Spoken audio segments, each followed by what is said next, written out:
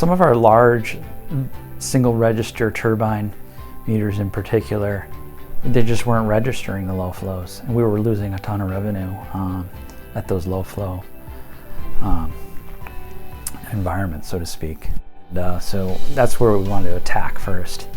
And because of the ease of the basically plug and play installation from using the Mach 10, taking the other one out, flange to flange, put the new one in, it's just a plug and play. An easy decision, really, in the end, both in terms of cost and ease of installation. It's just a perfect solution, especially in pits and things like that, where it's just difficult installation. So the Mach 10 really solved that problem while also gaining the benefits of the low flow collections.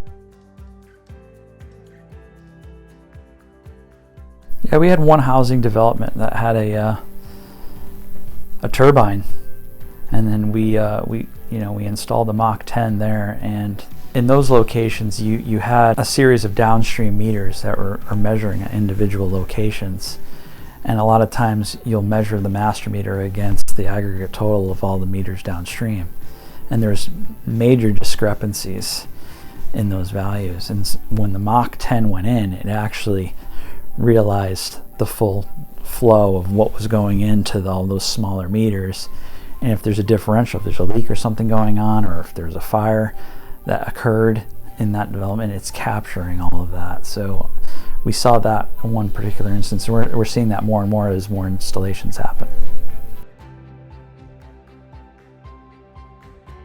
Going with the Mach 10, it was an easy retrofit, and that was really what the driver is, the retrofit and the ease of that installation, just to, number one, make sure we're capturing all the flows, and number two, have the ease of installation and the installation costs.